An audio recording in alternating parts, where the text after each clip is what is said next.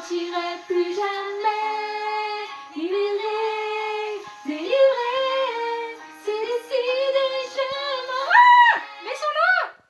Coucou les enfants, comment allez-vous? Vous ne me connaissez pas encore, je suis Clémentine, la petite cousine d'Albert.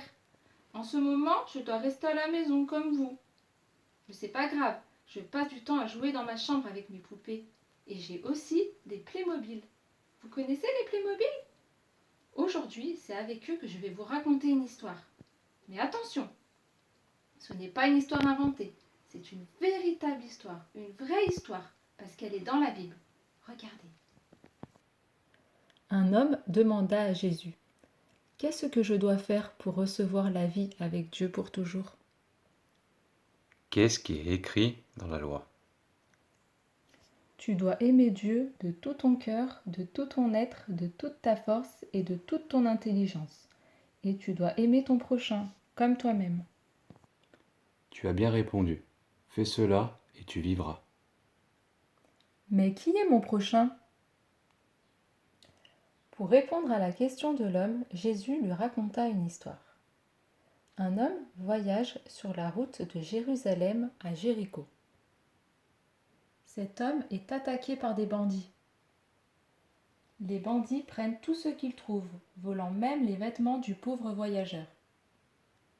Ils le frappent, le laissant à moitié mort le long du chemin.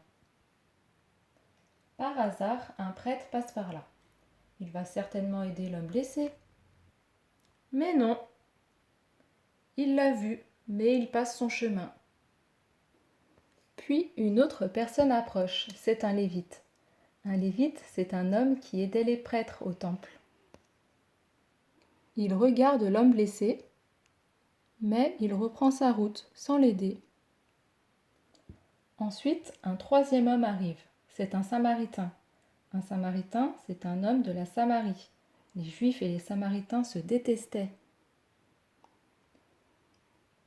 Pourtant, en voyant l'homme blessé, le cœur du Samaritain est plein de pitié, et il s'arrête pour l'aider.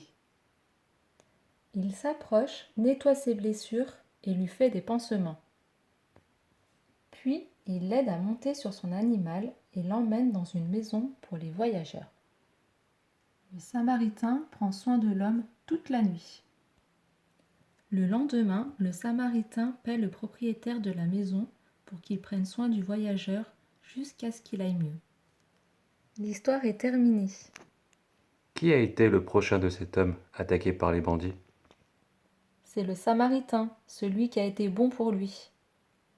Va, et toi aussi fais la même chose. Donc ça, aimer son prochain, c'est aimer tous ceux qui passent sur mon chemin et leur apporter mon aide. Cette histoire, c'était celle du bon Samaritain. Vous pouvez la relire dans votre Bible. Elle est dans l'Évangile de Luc, au chapitre 10, du verset 25 au verset 37. Gros bisous à vous les enfants. Mouah. Ah, je vais pouvoir reprendre tranquillement mon karaoké. J'ai laissé mon enfance en été. Oh là là, j'ai oublié de couper la vidéo. Purée.